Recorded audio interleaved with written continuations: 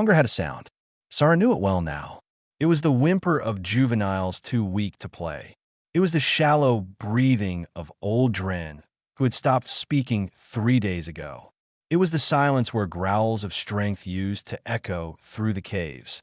She stood at the mouth of their shelter, watching the frozen wasteland of Verith stretch endlessly before her. The wind cut through her fur like blades. Her 6 legs trembled beneath her weight, though there was little weight left to carry. The bioluminescent markings along her spine, once bright blue with vitality, now flickered like dying stars. Behind her, 6 members of her pack lay huddled together for warmth.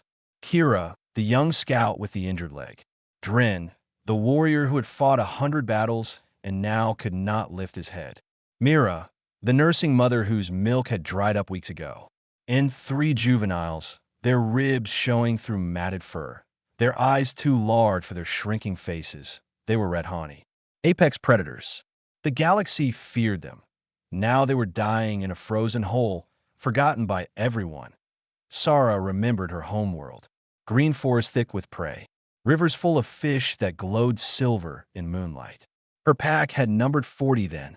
They had ruled their territory without challenge. Then the Galactic Commerce Collective came. They wanted the minerals beneath the forest floor. They did not ask permission. They brought machines that stripped the land bare in months. The prey animals died. The rivers turned black. Her people scattered like leaves in wind. That was 3 cycles ago. Her pack of 40 became 20, then 12, then 7. Crashed transport ships. Hostile planets. Species that shot first and never asked questions. The galaxy had no room for refugees who looked like monsters. Now they had reached the end. Sarah turned back to look at her pack. The juveniles were sleeping, their small bodies pressed against Mira for warmth that she could barely provide. Kira watched Sarah with desperate eyes. She was the youngest adult, barely past her first hunt. She still believed her leader could save them. Sarah did not know how to tell her the truth. "There is a human settlement," Kira said weakly, "beyond the ridge. I saw lights 2 nights ago." Sarah's fur bristled at the word. Umans, Deathworlders. The Red Hani were considered dangerous throughout the galaxy, but even they avoided humans. Stories passed through the stars about these creatures. They came from a world that tried to kill them every day, and they survived anyway. They hunted for sport. They kept going when their bodies should have failed. They felt no fear. Every instinct told Sarah to stay away from them. But every instinct also told her that her pack would be dead within 3 days if she did nothing. "That we cannot fight them," Dren rasped from the darkness. The old warrior had not spoken in so long that his voice sounded like stones grinding together. "We are too weak. They will kill us easily." Sarah knew he was right. A healthy Red Hani pack might challenge a human. A starving pack of 7, with 3 juveniles and 2 members who could barely walk, had no chance. But perhaps they did not need to fight. She had seen other species beg. She had watched weaker creatures lower themselves before stronger ones, trading dignity for survival. The Red Hani had never done this. They were predators. Predators did not beg. Yet what good was pride to the dead? "We go to the humans," Sarah announced. Her voice carried the authority of a pack leader, even though her body could barely support her anymore. "We will ask for food. We will offer whatever we have in return." "What do we have?" Kira asked. Sarah did not answer. They had nothing, only their lives, and those were worth less every hour.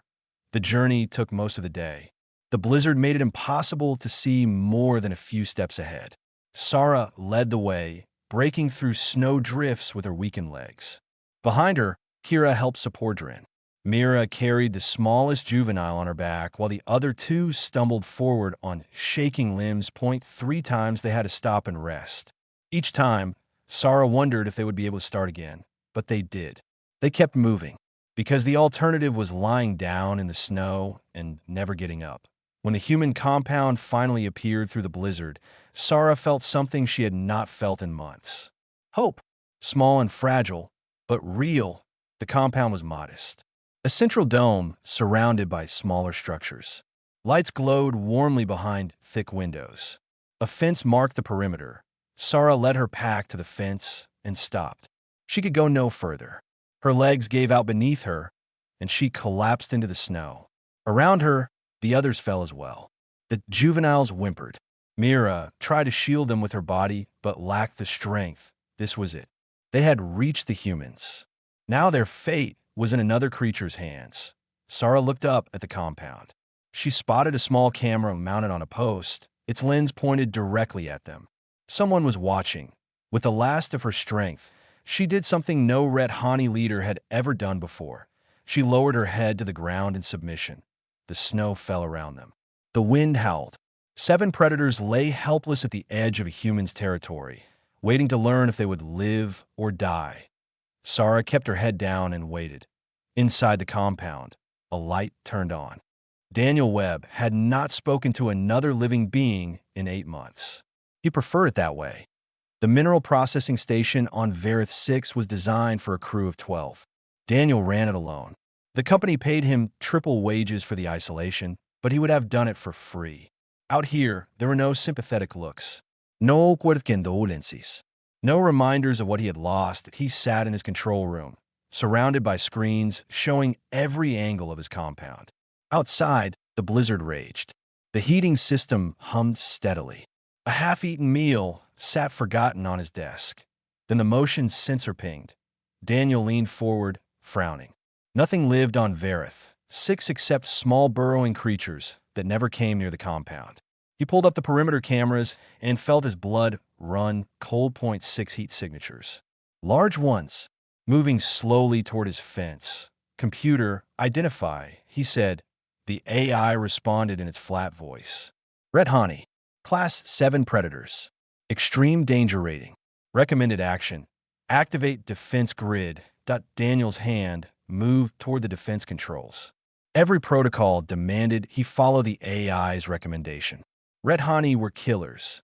Every spacer knew the stories. They could tear through hull plating with their claws. They hunted in packs and showed no mercy. But something made him pause. He watched the camera feed more closely. The creatures were not attacking. They were not even approaching aggressively. They were stumbling, falling. The lead animal collapsed face first into the snow and did not get up. Daniel zoomed in on the image. He saw bones jutting through fur. He saw juveniles barely larger than dogs, shaking with cold. He saw a nursing mother with hollow sides and desperate eyes. These were not hunters. These were refugees. The lead animal lifted her head weakly. She looked directly at the camera, as if she knew someone was watching. Then she did something that Daniel would remember for the rest of his life. She lowered her head to the ground and kept it there. A Class 7 predator. Bowing, Daniel sat back in his chair. His heart pounded. Every logical part of his brain screamed at him to activate the defense grid and drive them away. They were dangerous. They could kill him easily once they regained their strength, but he kept seeing their ribs. He kept seeing the juveniles pressed against their mother for warmth. He thought about his daughter. She had been 8 years old when the transport accident took her. She had loved animals. Every time they visited a new station, she would beg to see the local creatures. She had no fear of anything. What would she think if she saw him turn away starving children? The answer came without hesitation. Daniel stood up. He walked to his supply storage and grabbed a container of synthesized protein rations. Enough to feed a human for a week. Hopefully enough to keep 7 Red Hani alive for a night. He pulled on his thermal jacket, but left his weapons behind. If they wanted to kill him, weapons would not matter anyway. And if they did not want to kill him, weapons would only make things worse. He opened the outer door. The cold hit him like a physical blow. The blizzard tried to push him back inside. He lowered his head and walked forward. The Red Hani saw him coming. Some of them stirred weakly. The juveniles pressed closer to their mother. The old one in the back bared his teeth in a weak display of threat, but the leader kept her head down. She did not move. Daniel stopped a few meters away. He could see them clearly now. They were terrifying up close. Even starving and weak, they were built for killing. 6 powerful legs, claws that could gut him in seconds, teeth designed for tearing flesh. Their bioluminescent markings pulsed faintly. Blue light flickered across their bodies like dying embers. He set the container on the ground. Then he backed away slowly, keeping his movements calm and deliberate. Food, he said simply. For you, he did not know if they understood his words. But they understood his meaning. The leader lifted her head. Her eyes met his. They were golden, with vertical pupils that dilated as she studied him. She looked at the container, then back at him. Slowly, painfully, she dragged herself toward the food. She opened the container with her nose and sniffed. Then she looked back at her pack. The others crawled forward. The juveniles reached the food first, their small bodies shaking as they ate. The mother watched them with something that looked like relief. The old warrior hung back until the leader nudged the container toward him. Daniel watched them eat. He should have gone back inside.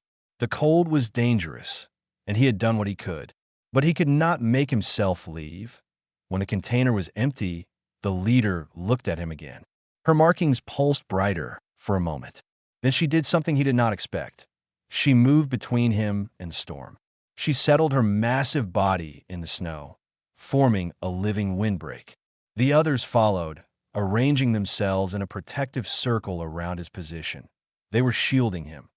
Daniel stood in the middle of a pack of Class 7 predators, protected from the blizzard by creatures that should have killed them on sight. He had given them food. They had given him shelter. Something had changed tonight. Daniel did not fully understand what. But as he looked down at the lead predator, her golden eyes watching him with something like gratitude, he knew that his life of isolation had just ended. He sat down in the snow next to her and waited for morning. 12 days passed. The pack grew stronger. Daniel fell into a routine he had never expected. Each morning, he prepared food for 7 red honey. Each evening, he checked their recovery progress with medical scanners he had never imagined using on alien predators. Each night, he sat outside with them, watching the stars while they slept in a protective circle around him. The juveniles recovered fastest. Within a week, they were playing in the snow outside his compound. Their games were violent by human standards, full of mock attacks and wrestling matches that would have killed a normal creature. But Daniel watched them with a smile. They reminded him of puppies. Kira, the young scout, began following him everywhere. She limped on her injured leg, but refused to stay behind. Whenever Daniel walked the perimeter to check equipment, she walked beside him. Her golden eyes watched everything he did. The old warrior, Dren, remained suspicious.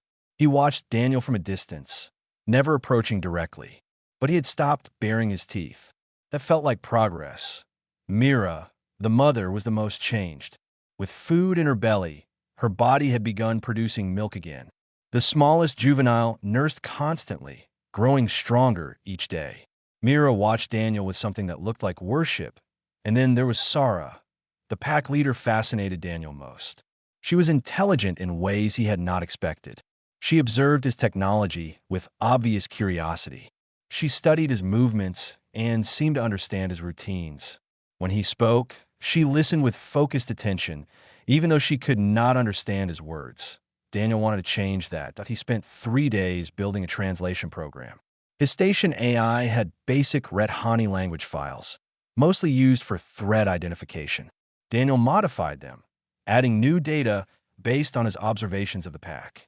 He recorded their growls, their chirps, their body movements. He mapped how their bioluminescent markings change color based on emotion. That on the 4th day, he was ready to test it. He approached Sarah with a small speaker device. She watched him calmly, her markings glowing steady blue. Daniel held up the device and spoke into it. "Hello? Can you understand me?" The device hummed. Then it produced a series of sounds that were definitely not human language. Growls and clicks arranged in careful patterns that Sarah's entire body went rigid. Her markings flashed bright gold with shock. She stared at the device, then at Daniel, then back at the device. She responded.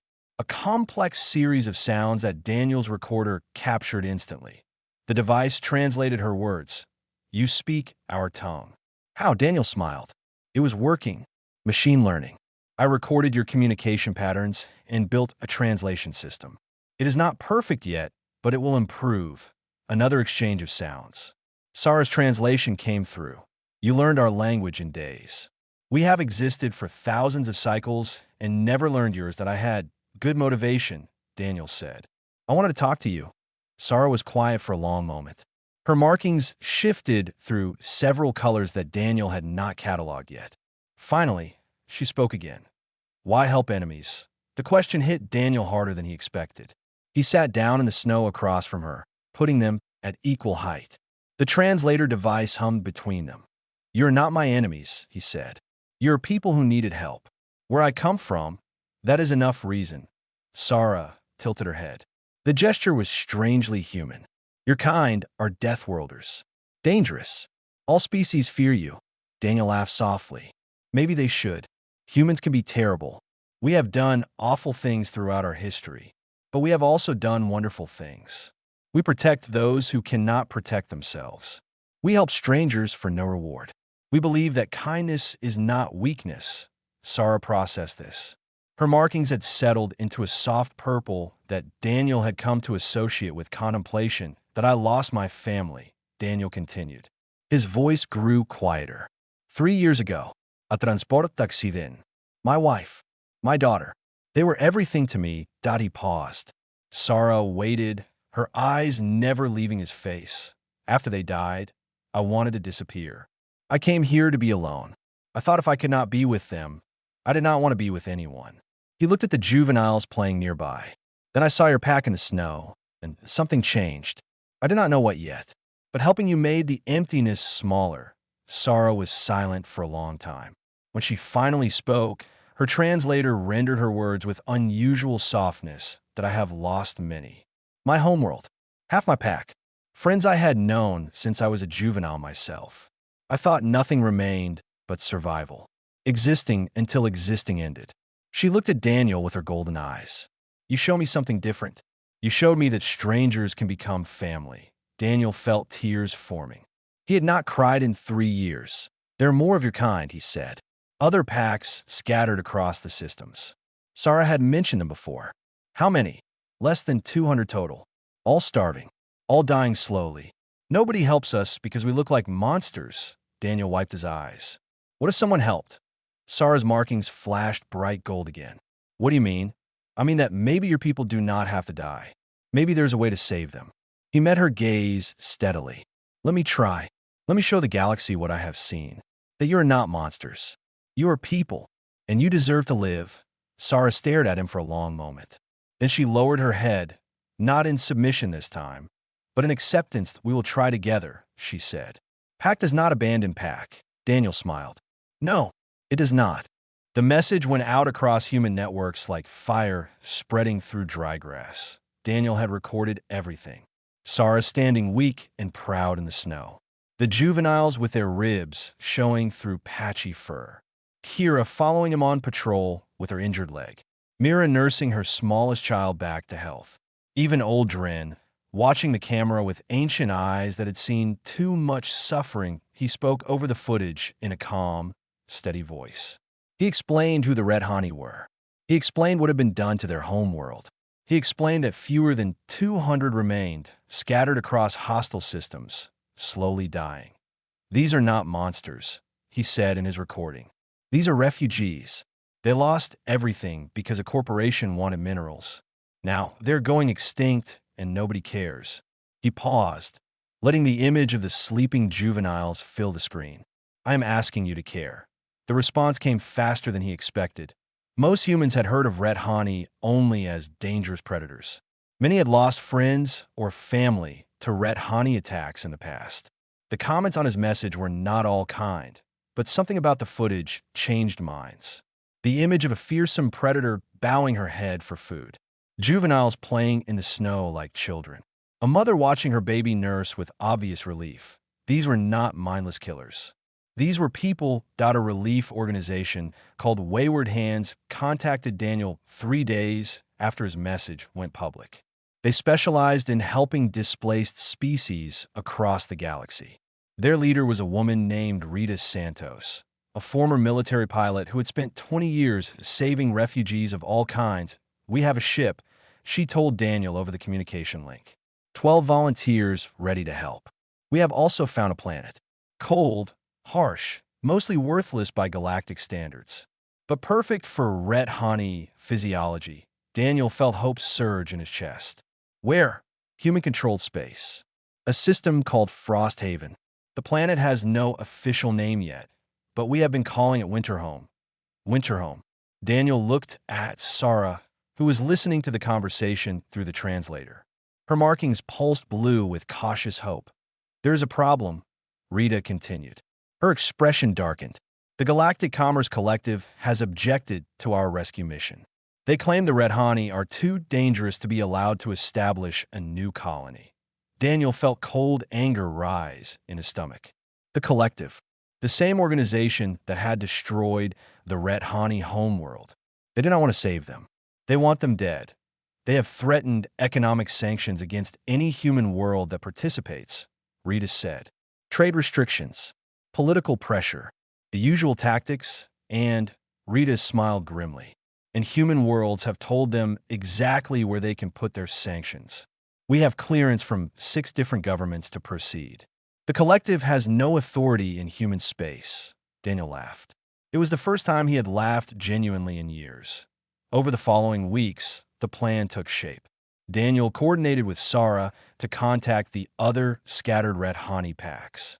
2 groups responded immediately, a pack of 34 on a mining asteroid and another 41 hiding on a gas giant's frozen moon. Both were eager to reach Winterhome. The third pack was more difficult. Their leader was a male named Tor. He had fought alongside Sarah before the homeworld fell, but grief and rage had twisted him into something bitter. He believed the humans were setting a trap. He would rather die free than trust a Deathworlder. Sarah decided to handle it herself. She traveled to Tor's location on a transport shuttle that Rita provided. Daniel wanted to go with her, but she refused. "This must be done by Red Hani," she told him. "Tor respects only strength. He will not listen to human words." Daniel watched her shuttle depart with worry in his heart. The meeting did not go well.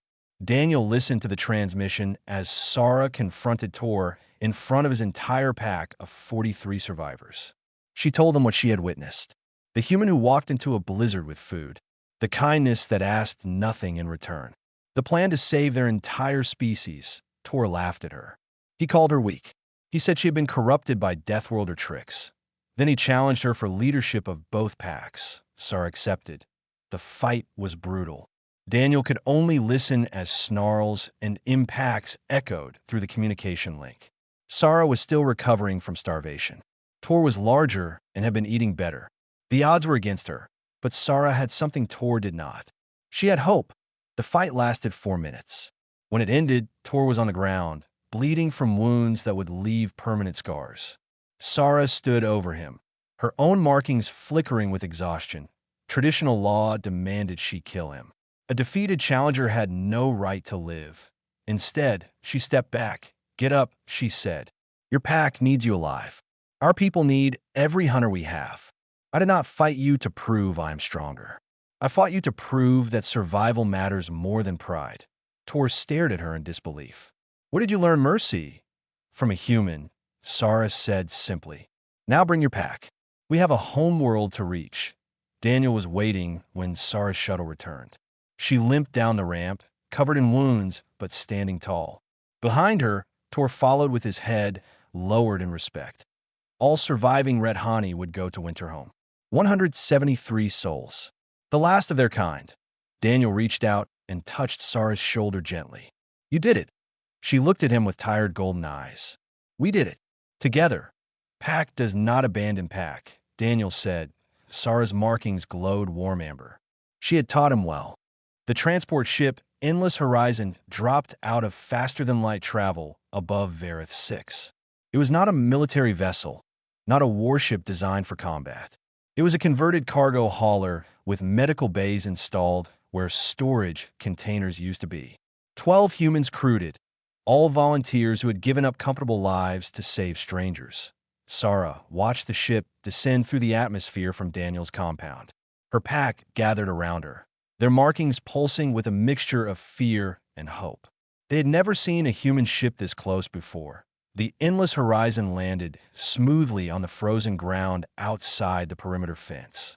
Its cargo doors opened, and humans emerged into the cold.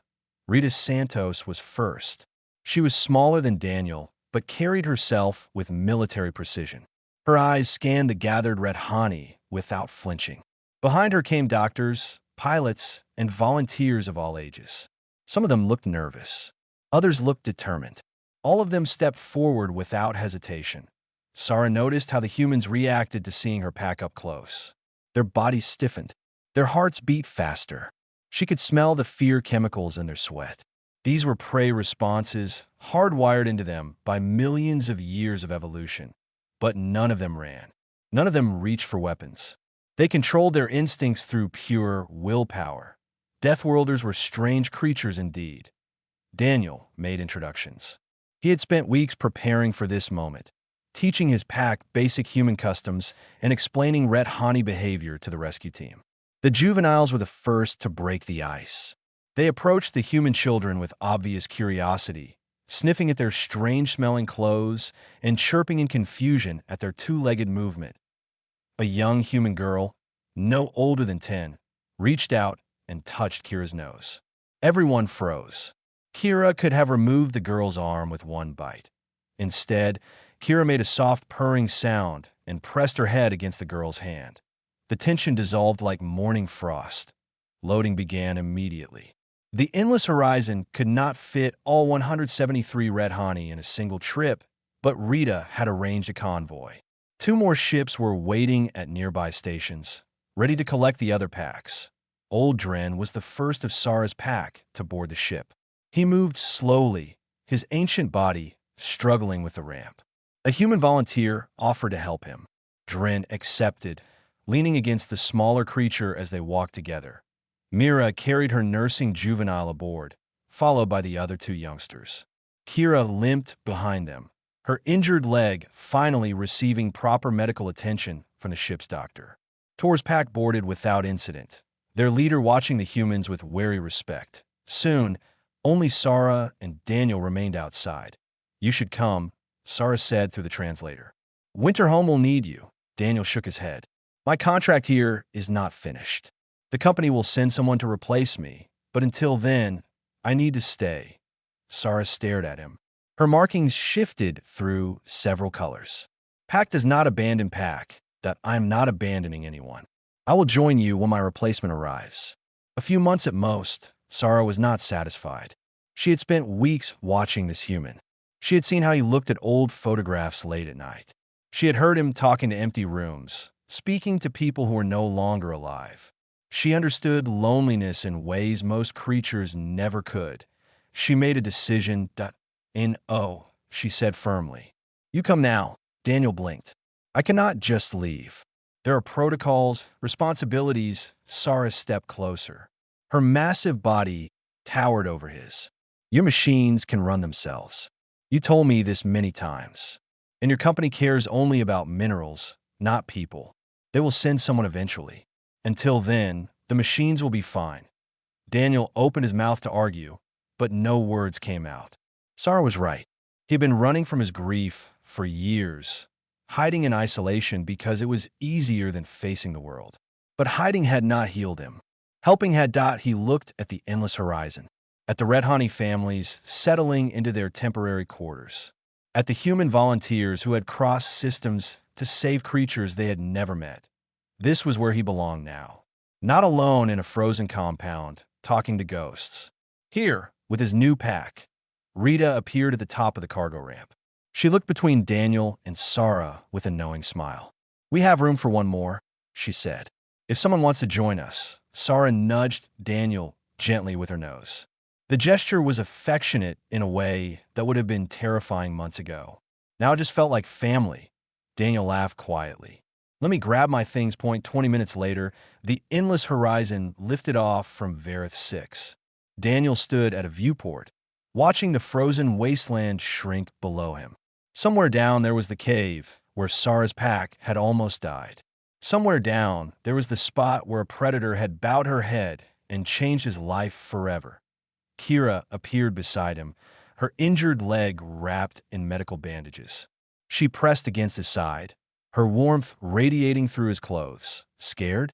she asked through a small translator device the doctors had given her. Daniel shook his head. "Not anymore." The ship accelerated toward the stars. 173 Rethani and 13 humans, traveling together toward an uncertain future. But they were not traveling alone. They were traveling as a pack, and a pack never abandons its own. Fresh snow crunched beneath 173 pairs of paws. For the first time in years, the sound was not accompanied by hunger or fear. Winter homes stretched before them like a promise kept. Mountains rose in the distance, their peaks white with permanent ice.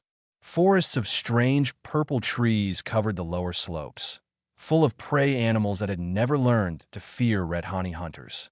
Rivers cut through frozen valleys, their waters clear and cold that IT was not their homeworld. Nothing could ever replace what they had lost. But it was theirs. Sarah stood at the edge of the landing zone, watching her people explore. The juveniles ran ahead, their young voices echoing across the empty landscape. Adults followed more cautiously, testing the ground, sniffing the air, learning the sense of their new territory. Even old Dren moved with purpose, his ancient legs carrying him toward a rocky outcropping that would make a perfect den.